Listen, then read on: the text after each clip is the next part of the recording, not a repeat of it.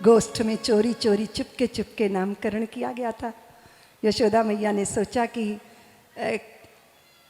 रोहिणी के लाला को मैं उठा लेती हूँ और मेरे लाला को रोहिणी, पता तो चले बाबा कुछ त्रिकालज्ञ है कि नहीं, ऐसे तो नहीं खड़िया पलटन, जरा परीक्षा लेनी चाहिए। और जैसे ही गर्गाचारी जी ने देखा और कहा कि यशोदे तेरी गोदी में रोहिणी का लाल है और रोहिणी मैया की गोद में तेरा लाल है।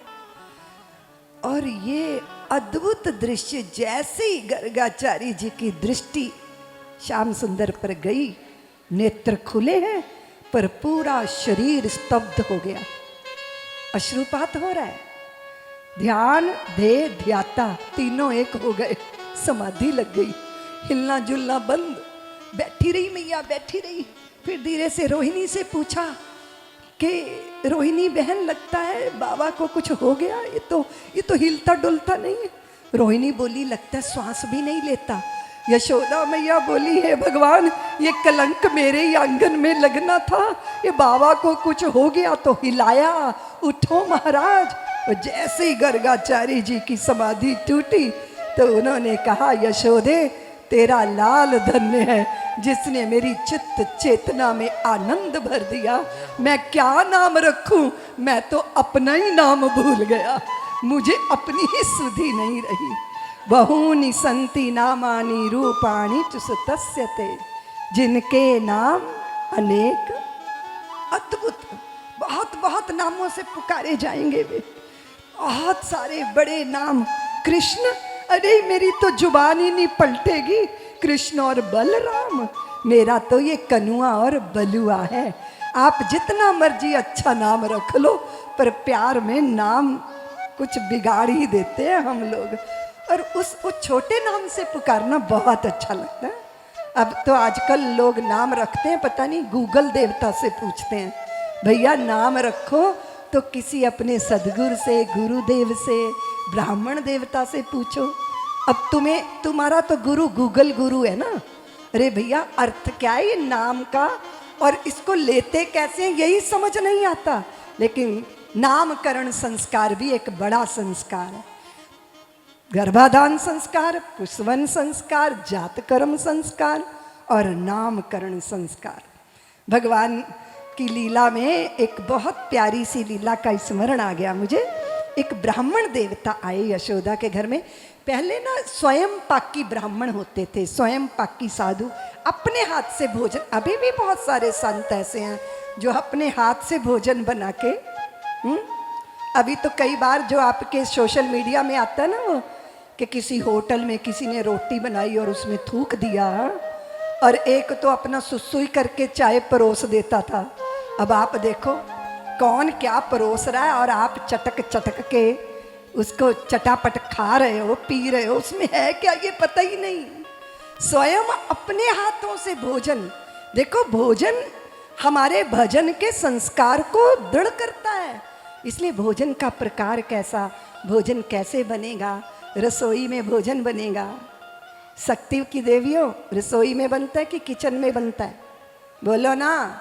किचन में तो वहाँ किच किच होती है और रसोई में रस की निष्पत्ति होती है। और हमारी जीवा को रसना बोलते हैं। क्या बोलते हैं? वो आर्टिफिशियल ड्रिंक नहीं, आई लव यू रसना वाली रसना नहीं, जीवा को रसना बोलते हैं। और भोजन में रस की निष्पत्ति तब होती है जब चित्त में भजन होता है। हाँ, भजन करते करते जब भोजन बनता है और फिर ठाकुर को अर्पित हो जाता है, फिर हम उसे पाते हैं तो वो प्रसाद हो जाता है।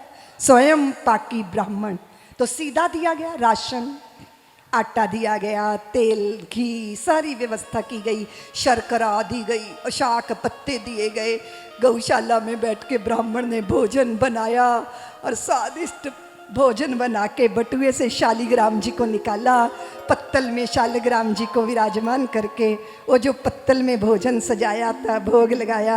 जैसे ही ब्रह्मार्पणम ब्रह्म वीर ब्रह्मा गणम ब्रह्मणाहुतम का मंत्र बोला तो श्याम सुंदर खेलते खेलते दौड़े चले गए गौशाला में, और वहाँ जाके ब्राह्मण देवता की वो परोसी हुई पत्तल उसको अपनी तरफ खींचा और भोजन करना आरोगना प्रारंभ कर दिया। वो जैसे ही आंखें खोली ब्राह्मण ने देखा, अरे नंद के लाला ने तो सर्वनाश कर दिया, मेरा भोजन जूठा कर दिया। ब्राह्मण दुनिया भर का पाप कर सकता है पर जूठा खाने का पाप नहीं कर सकता। अरे ये क्या किया। यशोदा मैया ने आके जैसे ही कन्हैया का कान पकड़ के एक चपत लगाई तो कन्हैया के नीले नीले गाल लाल लाल हो गए। कन्हैया बोले, मैया मुझे क्यों डांटती हो, मुझे क्यों मालती हो। वो आंखें बंद करके हाथ जोल के मंतल पल पल के मुझे बुला रहा था। कन्हैया बोली, दारी, मैया बोली, दारी के वो अपना भोजन जूठा करने के लिए तुम्हें बुलाता, क्या कर रहे हो ये, चलो यहाँ से। ब्राह्मण बोले, मैया मत कहो, बालक है कुछ, अब दोबारा भोजन बनाना पड़ेगा। दोबारा राशन दिया, दोबारा भोजन बना, दोबारा जब शालिग्राम को भोग लगाने के लिए मंत्र पढ़े, दोबारा श्याम सुंदर चले आए और फिर आंखें बंद किए वो मंत्र पढ़ रहे थे और ये अपना भोजन आरोगने लगे। आंखें खोली तो देखा फिर सर्वनाश हो गया, सारा भोजन झूठा हो गया। मैया फिर आई, काना के 2 चपत लगाई और ले जाके कोठड़ी में बंद किया और भीतर से सांकल बाहर से लगाई।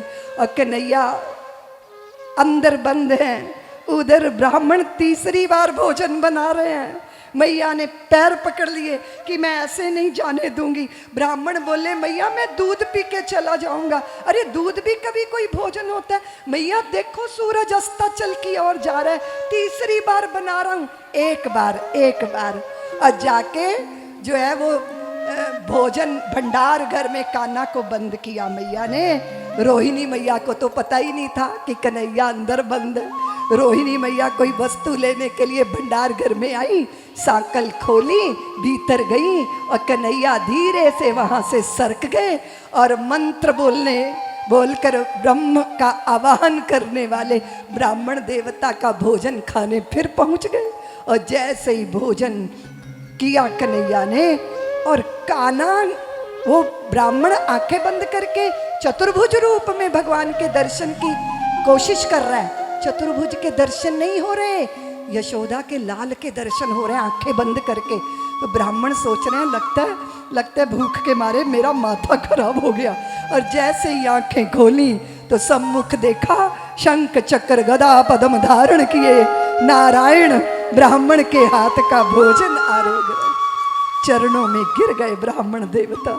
वो जैसे ही मैया आके कन्हैया का कान पकड़ के मारने को उद्यत हुई तो वो उन्होंने पैर पकड़ लिए। मैया मत मारो, ये तेरा लाल नहीं है, ये तो साक्षात नारायण भगवान तेरे आंगन में बाल लीला कर रहे हैं। अद्भुत दृश्य। यशोदा मैया सोच रही है ब्राह्मण का भूख के मारे माथा खराब हो गया इसलिए अल्लबल बक रहा है। ऐश्वर्य ईश्वर का मैया के वात्सल्य के सामने कुछ मायने नहीं रखता। सब्सक्राइब करें साध्वी ऋतंभरा जी के YouTube चैनल को और हमारे वीडियोस को सबसे पहले देखने के लिए बेल आइकन को दबाना न भूलें।